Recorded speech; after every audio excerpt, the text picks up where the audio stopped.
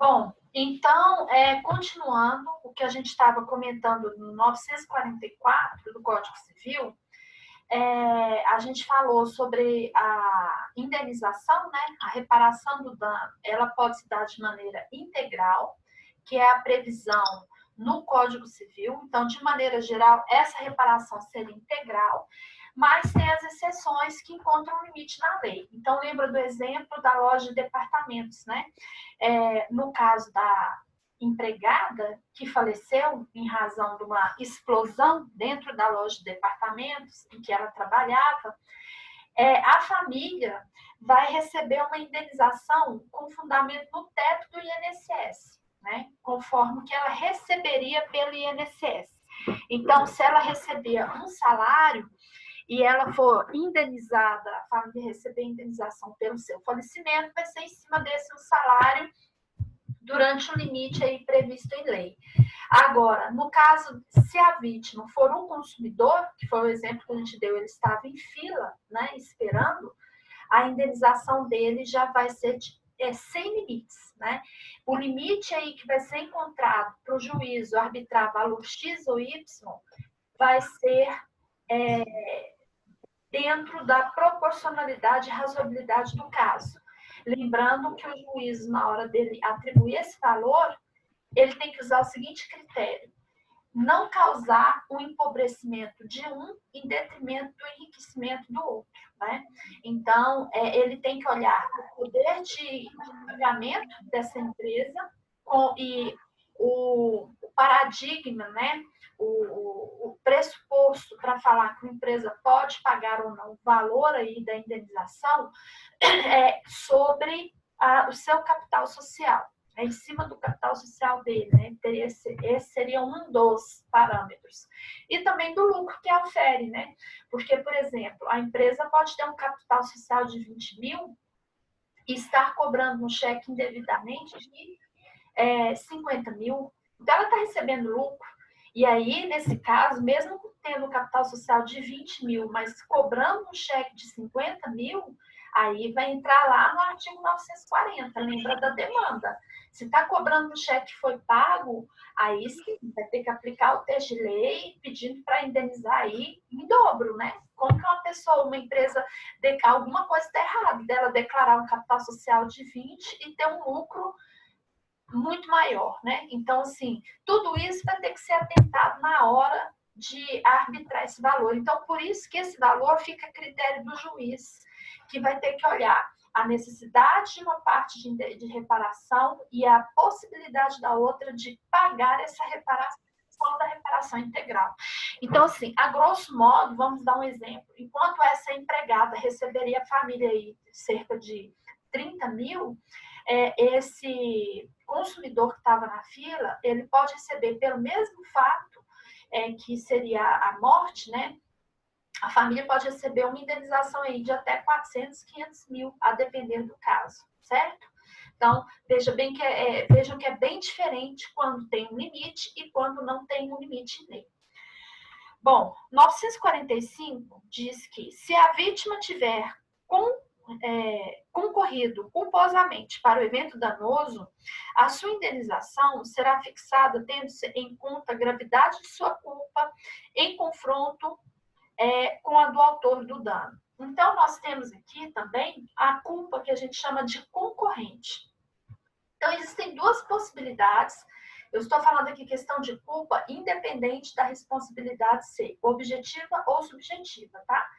Seria a questão da culpa que seria avaliada como uma excludente de licitude. Então, por exemplo, quando eu adoto o risco integral, que nós até demos o exemplo do artigo 225 da Constituição Federal, que seriam referência aos danos causados à natureza, quem causa o dano responde integralmente, o risco é integral, ou seja, ele não tem excludente de licitude, nem força maior, nem caso fortuito para defender-se contra o dano que ele causou à natureza. Já o risco administrativo, ele teria as excludentes de licitude. Nós estudamos o artigo 188 do Código Civil que vai falar de outras excludentes referente à responsabilidade subjetiva.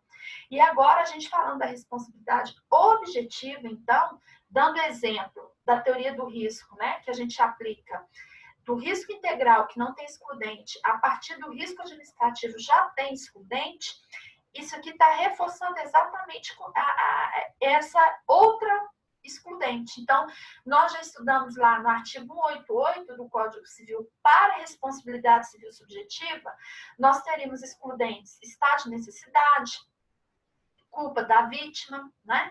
Então, esses casos seriam excludentes de licitude, mas o caso fortuito e força maior. Esse que é o primeiro caso. Quando a gente terminar o comentário dos artigos, eu vou estar em cada uma dessas responsabilidades, né, subteorias do risco, falando das excludentes de cada uma delas.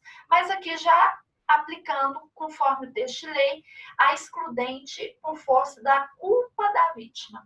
Então, veja bem, aqui eu não estou, volto a repetir, essa questão de falar culpa da vítima, não está falando que é responsabilidade civil subjetiva, não.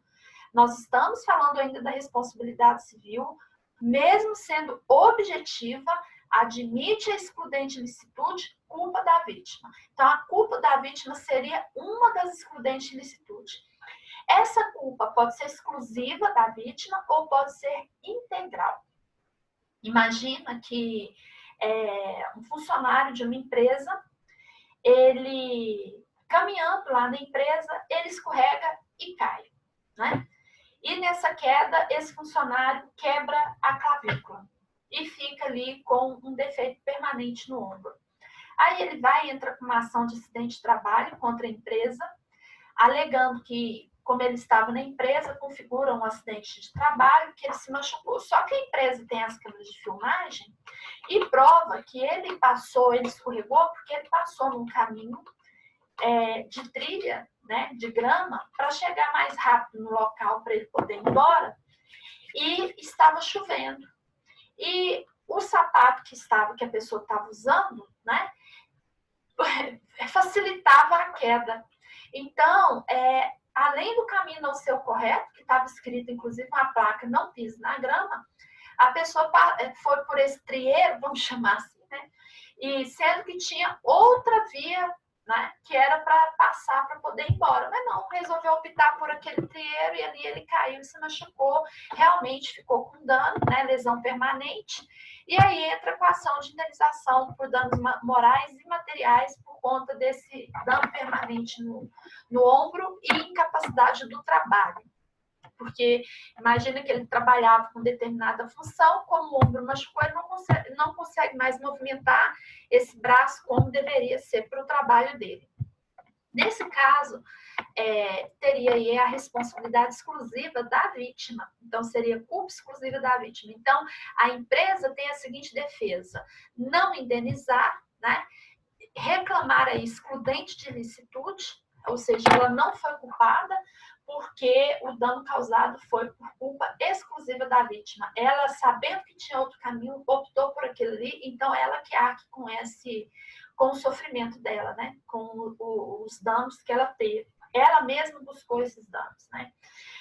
Situação diferente é por exemplo, uma senhora atravessando uma via, vamos supor que ela está atravessando uma via de fluxo contínuo, e tem a faixa de pedestre. Só que, como a faixa estava longe, ela optou em atravessar fora da faixa. E, ao atravessar, que estava à noite, escuro, ela não viu que era uma lombada, né? Então, ela foi atravessar bem no início da lombada, vinha um carro em alta velocidade. E esse carro a atropelou, né? E imagina que, ao atropelar, né, essa pessoa, imagina que seja um carro do SAMU, né, do Estado. Por que eu estou falando isso, sendo carro do Estado? Sendo o carro do Estado, você tem aí aplicando a teoria do risco, né, representado pelo Estado, né, quando a gente fala Estado, letra maior, pode ser União, Estado ou Distrito Federal, ou município ou Distrito Federal. Imagina que ela tem lesões graves, não pode trabalhar. Só que esse SAMU, que era o cargo do SAMU, alega em sua defesa, ela pega e entra com ação contra ele, pedindo indenização de danos morais e materiais. Veja bem, esse caso não seria de responsabilidade civil subjetiva, tá? Lembra do acidente de trânsito, o primeiro exemplo que a gente deu? Em que seria extracontratual, responsabilidade subjetiva extracontratual ou aquiliana, teria que provar a conduta, dano, nexo, culpa ou dolo, né? Nesse caso, como quem causou o dano não foi um carro qualquer de um cidadão comum, foi um veículo vinculado a um serviço público, você aplica aí a teoria do risco administrativo. Segundo a teoria do risco administrativo, essa responsabilidade extracontratual, ela não é subjetiva, ela é objetiva por força da teoria do risco. Então, essa senhora tem que provar apenas que houve uma conduta, um dano, que foi o que ela sofreu, né? Incapacidade laborativa, machucado, a dor, dano moral, dano material, né? E o nexo, só que ela estava atravessando e que foi o carro que a atropelou. Beleza. Só que esse SAMU alega que ele estava correndo, né? Aí ela fala, pede gravação e prova que a via ali era até 60 km por hora e o carro estava 80. Aí esse carro do SAMU vem e alega o seguinte, não, mas eu estava 80 porque eu estava correndo por conta de um atendimento. Eu recebi uma chamada e a gente estava correndo. Aí essa senhora pede as gravações, não tem o giroflex ligado para ela ouvir que estava correndo, né? Ou ver de longe, né? Mesmo sendo à noite, daria para ver. E ela vem com a defesa de que, então, que ele apresentasse lá o atendimento, qual foi a chamada. E o SAMU não consegue apresentar essa chamada que justificaria ele estar acima da velocidade permitida ali na via. Só que, em contrapartida, o SAMU consegue a seguinte prova. Ela estava embriagada. Faz um exame sanguíneo nela e ali tem que ela estava com alto teor, né, de álcool no seu organismo e, então, alega que ela atravessou imprudentemente porque fora da faixa. E a própria gravação mostra isso, que ela realmente estava meio tonta, né, e que não daria mesmo como, nem se o SAMU tivesse devagar, conseguir parar. Por quê? Porque, mesmo que ele estivesse na velocidade, né, permitida ali, que era 60 km, ele não conseguiria parar sem atingi-la, porque a forma como ela atravessou a rua, que era em zigue-zague, e fora da faixa, já estaria errado. Resumindo, quem estão errados? Os dois. Nesse caso, imagina que essa senhora aí fosse ter direito a uma indenização pelo dano material que ela sofreu e dano moral, somado 50 mil. Então, neste caso, vai distribuir essa responsabilidade. Ou seja, ela vai receber 25, porque 25 mil ela mesma vai arcar com ele. Entendeu, raciocínio? Isso aí seria um caso de culpa concorrente. Então, existem duas possibilidades de excludente de responsabilidade. Mesmo na responsabilidade civil objetiva, que foi esse exemplo que eu dei, em que a vítima só precisa provar a conduta, dano nexo, quem tem que provar a culpa ou dolo não é o agressor. Esse agressor, então, tem a seguinte excludente. Ou ele prova a culpa exclusiva da vítima e ele não indeniza nada, ou ele prova a culpa concorrente. Ele arca com uma parte, mas a vítima também arca com a parte dela, que seria meio a meio, que foi esse último exemplo que eu dei, certo? Então, nós teríamos aí essa excludente licitude, que é a culpa da vítima. Repetindo, excludente ou concorrente. Bom, artigo 946. Se a obrigação for indeterminada, isso aqui é uma impropriedade enorme do legislador. Daqui a pouco eu explico por quê. Se a obrigação for indeterminada e não houver na lei ou no contrato disposição fixando a indenização devida pelo inadimplente, apurar-se-á o valor das perdas e danos na figura que a lei processual determinar. Por que eu digo que isso aqui é uma impropriedade? Porque se está falando de obrigação, eu reporto, eu volto ao artigo 104 do Código Civil, que diz que O negócio jurídico, para ser válido, requer agente capaz, objeto lícito, possível, determinado ou determinável. A obrigação, ou ela é certa ou incerta. Incerta é quanto à sua determinabilidade, ou ela é determinada ou determinável. A obrigação indeterminada, igual coloca aqui, ela é impossível juridicamente. Como que vai cumprir? Então, esse artigo aqui seria até impossível, não precisaria nem dele, se a obrigação indeterminada não tem como cumprir.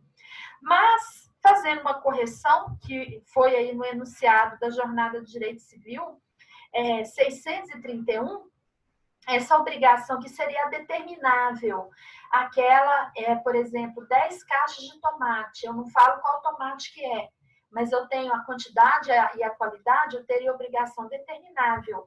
Se eu não tiver o valor exato, ele vai ser apurado conforme as circunstâncias e o caso, né? Isso é muito comum, vou dar um exemplo, aí vai ser tratado conforme a lei processual, conforme a norma que for vigorar em cada caso. A pessoa, nesse exemplo que a pessoa falece, né? E aí, esse cara que falece, né? Vamos supor que é o João, que tem 2 filhos, um de 7, um de 5 anos e uma esposa. E ele faleceu no seu trabalho. Imagine que foi por culpa mesmo, foi apurada a responsabilidade da empresa onde ele trabalhava. O que a empresa tem que indenizar? O salário, né, vai pagar uma pensão para a família, que nós vamos chegar depois falando dessa pensão, que não se confunde com a pensão do INSS, e que essa pensão teria natureza alimentar, né? Então, seria paga para os filhos até a maioridade, que seria a título de alimentos, ou seja, os filhos não são sustentados pelo pai, o pai não faleceu, então quem deu causa a seu falecimento tem que indenizar os filhos por esse sustento até eles alcançarem a maioridade. E a mulher, né, que é a esposa viúva, enquanto ela estiver viva. Beleza, mas os danos morais. Esses danos morais compreende o dano do funeral, compreende o dano moral decorrente da morte de per si do indivíduo, que é o dano moral puro, ou, aliás, dano moral in re ipsa. O que é in re ipsa? O próprio ilícito em si é a prova do dano moral. Ou seja, a pessoa morrer, não precisa nem provar, né? A dor, o sofrimento que essa pessoa sofreu, bem como seus familiares. E, no caso do funeral,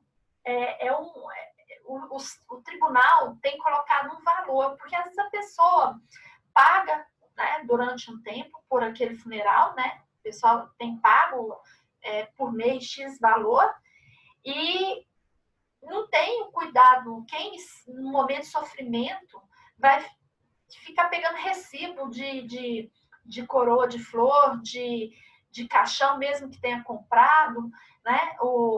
A título de dano material. Então, tem um padrão, um valor aí para atribuir para o dano moral no caso da morte e até dano material, se a pessoa não tiver esses comprovantes. Da última vez que eu olhei, seria uma coisa em torno de 10 mil reais, né? Que seria atribuído aí por essas despesas. Mas eu não sei quanto que está hoje, mas deve estar em torno de 10 mil reais. Eu olhei uns 3 anos, então deve estar em torno de uns 13, 14 mil, né? Então, a própria lei determina aí qual valor seria pago, né? É possível estar regulamentando isso quando a pessoa não tem provas do que realmente gastou ali para poder cobrar, seja a título de dano material, seja a título de dano moral. Bom, 947. Se o devedor não puder cumprir a prestação na espécie ajustada, substituir-se-á pelo seu valor em moeda corrente. Então, tinha que cumprir uma prestação, mas ele não tem como cumprir. Então, ela vai ser substituída por dinheiro pecuniário. Então, o cara tinha que entregar produtos todo mês. Ele não conseguiu entregar mais, então ele vai substituir isso aí por um valor pecuniário. Né? Vocês até estudaram lá em obrigação divisível e indivisível, né? Se o cara tem que entregar um carro e o carro deu PT, ele vai ter que entregar o valor correspondente ao carro a título indenizatório. 948. No caso de homicídio, a indenização consiste, sem excluir outras reparações, no pagamento das despesas com o tratamento da vítima, seu funeral e o luto da família. Que eu acabei de falar aqui, ó.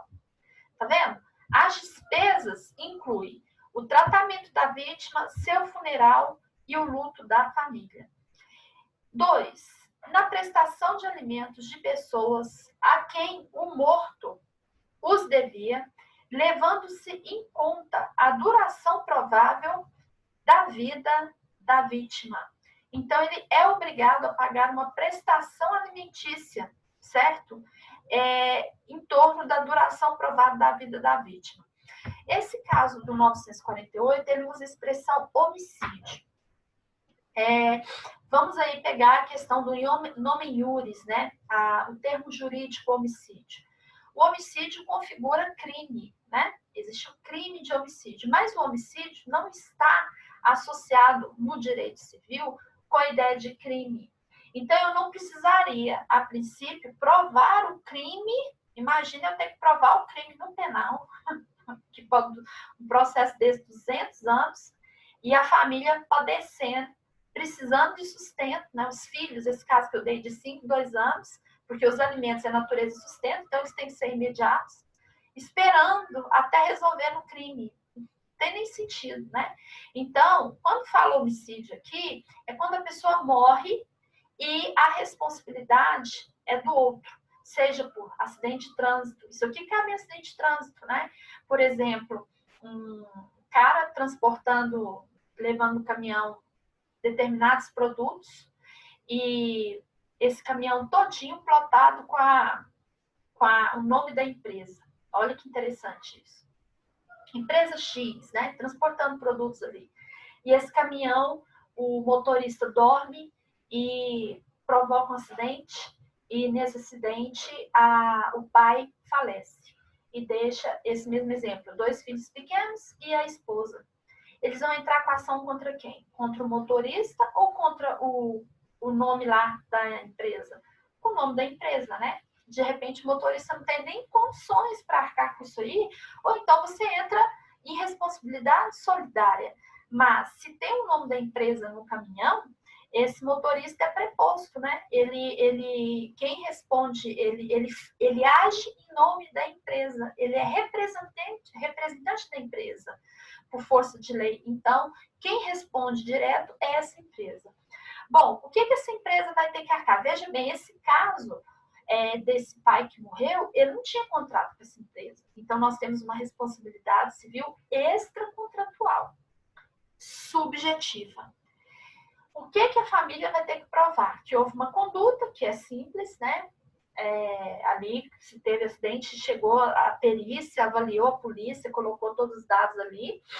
Dano, nexo, culpa ou dolo. Então, ficou registrado lá, na hora da polícia chegar, avaliou que a culpa foi realmente do caminhão, que o cara dormiu e atravessou o contrário da pista, né? Está muito mais que provado que ele atravessou a pista.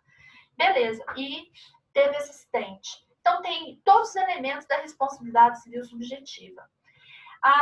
E aí, qual seria o direito dessa família receber? Então, essa pessoa morreu, o que aconteceu com ela enquadra exatamente no 948. Nós teríamos um caso aí de homicídio, né?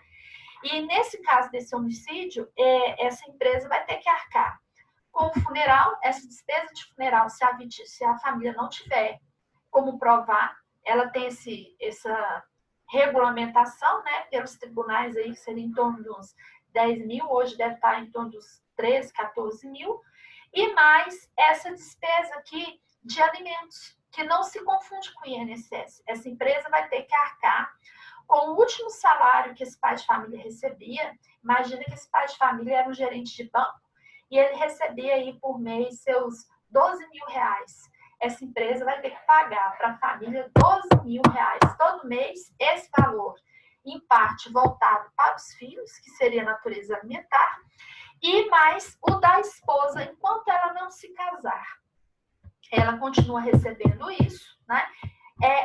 em cima da expectativa de vida dessa pessoa. Eu acho interessante essa questão da expectativa de vida, porque os tribunais têm adotado como expectativa de vida os 70 anos. Só que a todo momento a gente está vendo aí a reforma da Previdência falando que tem que aumentar o prazo de aposentadoria, porque a expectativa de vida do brasileiro chegou aos 90. Só que quando a gente pede para usar como expectativa de vida os 90 anos, o tribunal não aceita, coloca 70. Então, você fica assim, entre a reforma que vale, como se diz, como que é que o povo fala a expressão, gente? Vinde a mim, mas o vosso reino não, né? Quer dizer, para o povão, reforma porque tem que ir até os 90 anos que estão vivendo. Então, vai ter que aposentar mais velho. Mas, na hora de o povo reclamar os seus direitos, o critério não é o mesmo. A expectativa de vida não é 90, é 70. Ou seja, a gente faz um cálculo mais ou menos até os 70 anos, senão não passa, né? Para que essa família receba esse valor aí a título de alimentos, né? Indenização de alimentos para os filhos e para essa esposa. E cuidado com a expressão homicídio. Então, eu não teria que apurar no criminal esse homicídio para depois ter direito de entrar com essa ação. É isso que eu estou dizendo. O próprio Código, Norma de Ordem Pública, 948, já fala que se alguém morreu, né, que é o nome que se dá aqui jurídico, é homicídio, ele tem direito, os familiares, de reclamar esses dois aqui, tanto dano material do funeral, como a prestação aqui a título de alimentos. 949. No caso de lesão, olha aí, lesão. Eu não preciso novamente provar no crime a lesão grave, né? Que seria lesão física, né? A pessoa praticou um crime de lesão contra outra. Eu não precisaria provar esse crime. Então, aqui já faz menção à lesão de ser o nome iuris com natureza civil.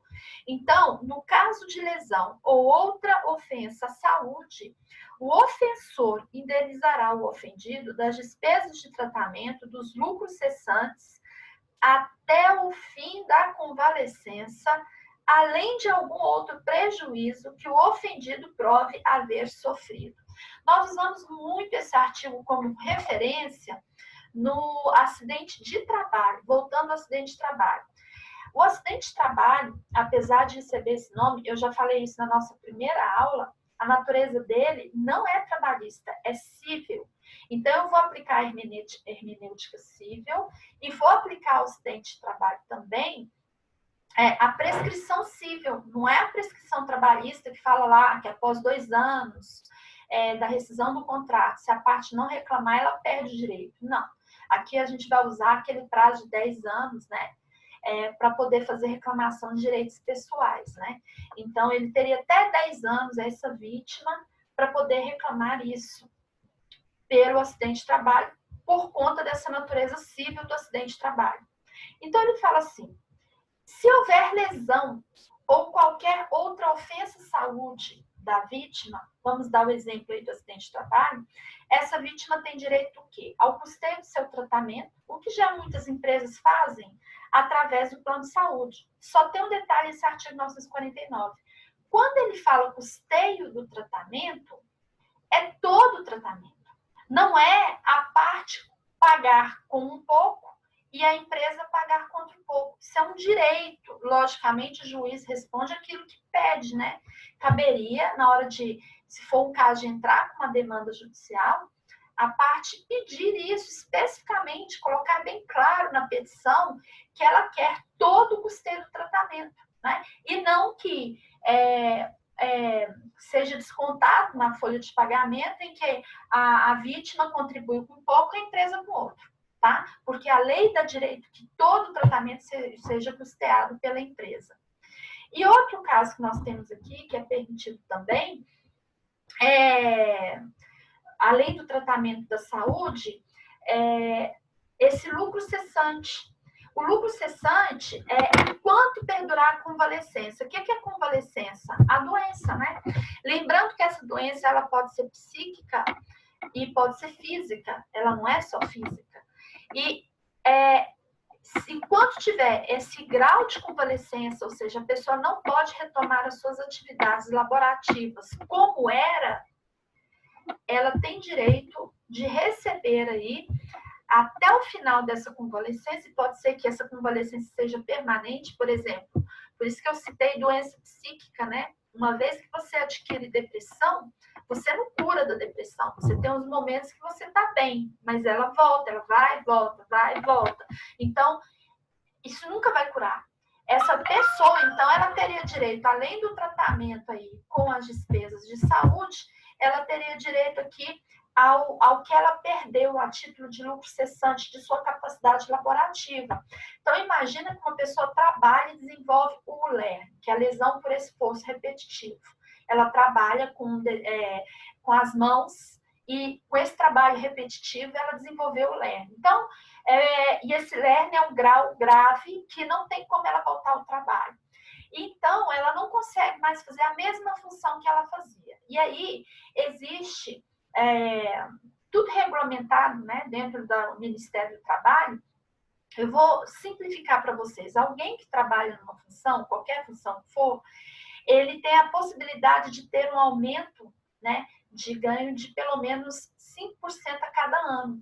Então, cada ano ele poderia subir, né, aquele plano de cargos e salários, ou se não tiver o plano de cargos e salários, tem a questão da função.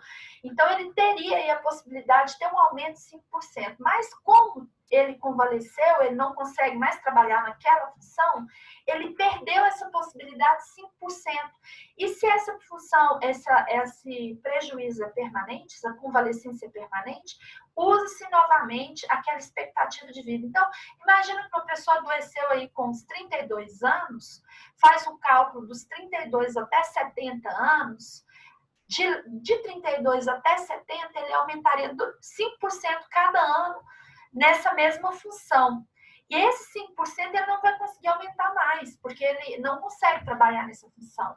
Esse valor ele tem direito de receber desse 5% a título de lucro cessante, certo? Então, além dele poder receber, inclusive, os alimentos naquele período que ele não consegue trabalhar, ou que o INSS o encostar, né?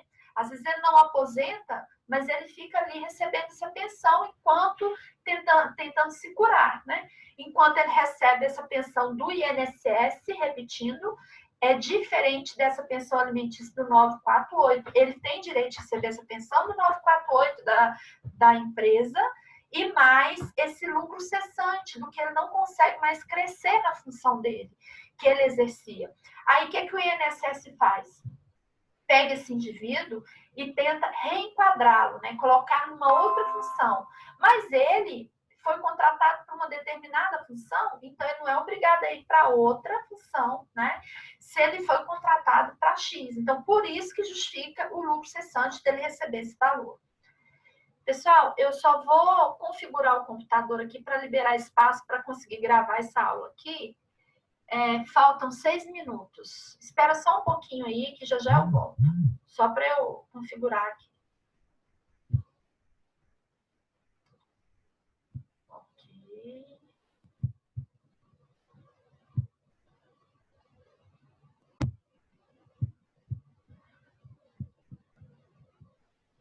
Deixa eu ver o que está acontecendo.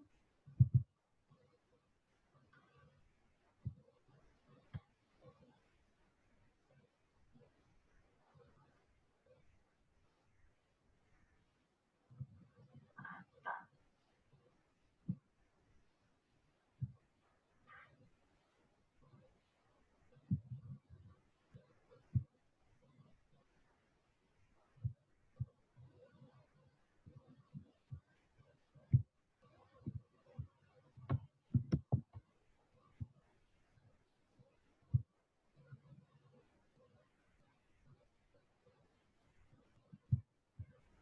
Só...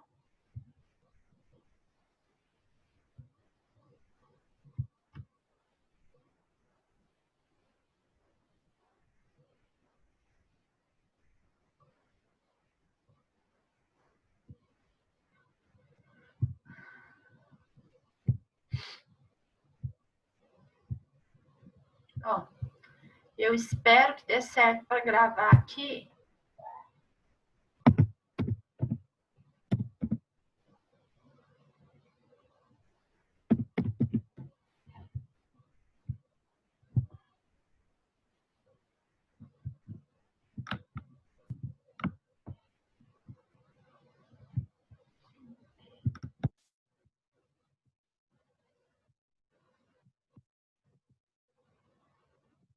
Bom, eu acho que vai dar certo. Bem, faltam 4 minutos. Então, o 949, terminamos de falar aqui, né? Sobre o lucro cessante e o tratamento com a saúde, despesa de tratamento com a saúde. 950. Se a ofensa resultar defeito pelo qual o ofendido não possa exercer o seu ofício ou profissão, esse aqui é voltado especificamente para o acidente de trabalho, ou se lhe diminua a capacidade de trabalho, a indenização, além das despesas de tratamento, lucros cessantes até o fim da convalescência, incluirá o que eu falei para vocês da pensão. Pensão correspondente à importância do trabalho para que se habilitou ou da depreciação que sofreu. Parágrafo único. O prejudicado, se preferir, poderá exigir que a indenização seja arbitrada e paga de uma só vez. Tanto pode pedir essa pensão de uma só vez, como pode pedir parcelada, né? Então, imagina que uma pessoa se acidenta no trabalho, fica constatado, lembrando que a responsabilidade por força da CLT dessa relação de trabalho e por força do contrato, né? Afinal, o nome é contrato de trabalho e previdência social, né? Que é o CTPS que é assinado. Essa responsabilidade, ela é objetiva. Então, a vítima do trabalho só tem que provar conduta dano nexo. Cabe à empresa provar que houve culpa dela, lembra da teoria da culpa? Culpa ou dolo da vítima, mas a vítima só prova conduta dano nexo. Imagine que restou provado realmente acidente de trabalho e essa pessoa teve uma lesão permanente, ele não consegue mais continuar na função. Aí o INSS vai tentar o quê? Relocar essa pessoa para outra função. Ele vai para essa outra função, só que ele inabilitou para a função para a qual ele estava sendo contratado, né? Então, essa função em que ele estava sendo contratado, imagine que o último salário dele era R$3.000 e provou culpa exclusiva da empresa. Ele continua trabalhando normal nessa nova função, que inclusive ele não pode receber salário menor, porque configura assédio moral. Então, imagina que ele vai numa outra função recebendo os 3.000. Só que a incapacidade dele é permanente. Ele vai receber os 3.000 do salário que ele tem direito, mais os 3.000 dessa pensão até o fim da convalescência. Se for uma incapacidade permanente, tem casos que a pessoa fica lesada, né? Até esteticamente, com problema no braço, no olho, alguma coisa assim. Eu tive um caso que o cara foi apertar uma espingarda de prego, né? Para furar, marcar lá os pallets, e o prego voltou no olho dele e ele ficou cego, né? Então, veja bem, além dele receber o salário, ele tem direito de receber o valor que ele recebia de salário até os 70 anos dele, que é a expectativa de vida, e mais o tratamento referente à saúde, e mais o lucro cessante. E já adiantando, como que é feito o cálculo desse lucro cessante? Porque hoje a gente tem que apresentar a ação toda discriminada, né? Por isso que quem não gosta de matemática não pode ir para a área do direito do trabalho nem da área tributária, porque trabalha muito com matemática. O cálculo é feito em PG, não sei se vocês lembram da progressão geométrica. Então, esse lucro cessante dos 5% todo mês que ele teria, ele vai sendo feito o cálculo aí em cima da PG. Tem uma pergunta aqui, deixa eu ver qual é. O trabalhador que acidenta e fica inválido para o trabalho tem direito a receber da empresa ou do INSS? Gente, é isso que eu estou falando desde o início. Ele vai receber dos dois. A pensão do INSS, ela advém do risco, da teoria do risco por seguridade social.